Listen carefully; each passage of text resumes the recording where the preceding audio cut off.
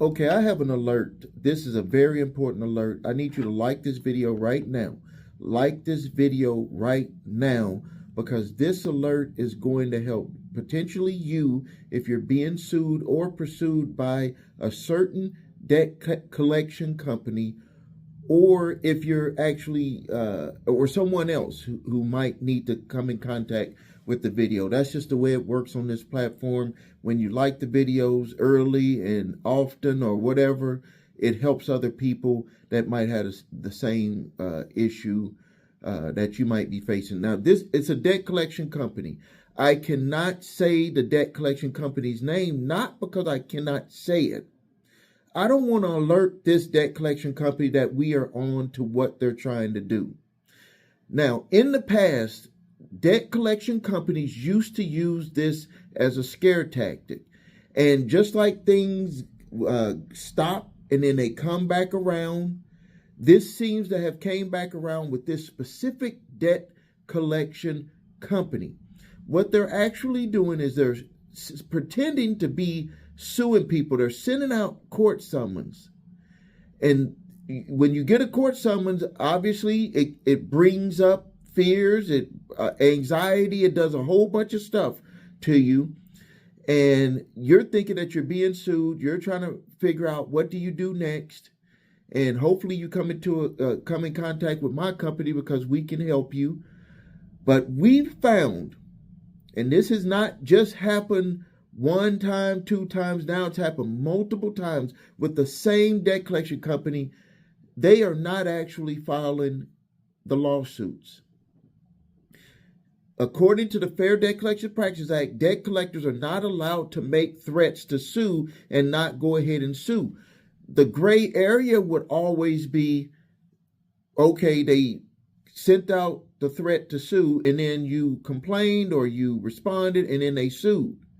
This company is not even suing when you let them know that you are responding to their court summons.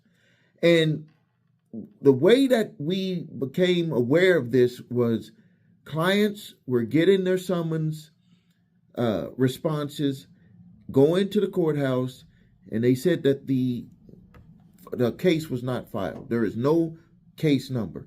We said, okay, hold on to it. Maybe it's a delay, something, whatever. Go back in a week. Nothing filed. Okay, go back in 2 weeks. Nothing filed. Okay, go back in a month. Nothing filed.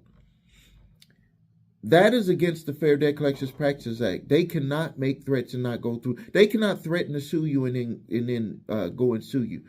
I think the reason why they think that they can get over with this is that they're not calling people threatening to sue. They're sending a court summons. But that's a threat.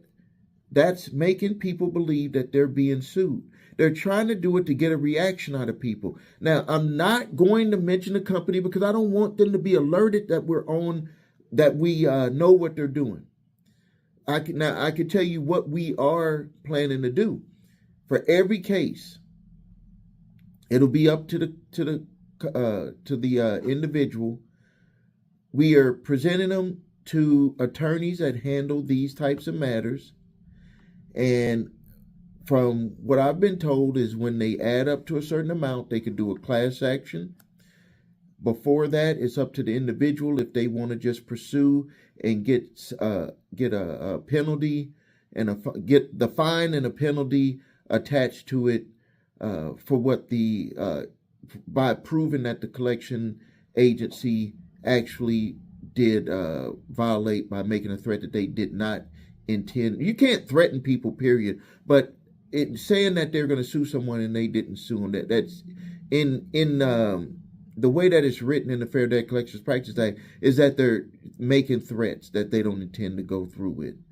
And the threat of suing someone and making a person get emotionally upset, have to run around, do all types of things, maybe even miss work to file the response because the courts are not open after hours, and then all of a sudden they find out that the case is not filed. I don't think that that's right, and I don't believe that you think that that's right. Okay, I wanted to make that alert, so this is what I want you to do. If you're being sued by a debt collector, go to my website, thecreditrepairshop.com. in the live chat, I want you to upload the court summons. At that time, I will let you know if this is that company. And if it's not that company, I will tell you what options you have with the court summons and either debt collector or original creditor that you're dealing with. All right. Thank you for your time. This is Stephen A. Williams. If you need help with your credit, please visit us at thecreditrepairshop.com. Watch the video, What Makes Us Different, so you can see my 8-point validation process, my 2-phase settlement process. If you need your credit reports and scores, go to the website, your3scores.com, to grab your TransUnion, Equifax, and Experian credit reports, and all 3 scores, and all the furnisher information, everything that you're going to need to repair your credit and increase your scores. Links are below this video. If you have debt collectors coming after you early in the game, before it even gets to this, grab my 3-pack of letters: statute of limitations letter for debt that's past the legal statute of limitations to collect, cease and desist collection activities letter, and debt validation letter. You can grab those. The link is below here. I do ask for a donation on them, but it is not required. But I do appreciate when you do that, because those documents, those 3 can literally save you hundreds, if not thousands of dollars in money, real money, and time and frustration with dealing with those debt collectors. Because I tell you exactly what to say and how to say it. There's nothing better. I've gotten testimonials that those letters have literally saved people time, money, and frustration. Thank you for your time. Subscribe to the channel. Post your questions and comments. This is Stephen A. Williams, President and Founder of thecreditrepairshop.com.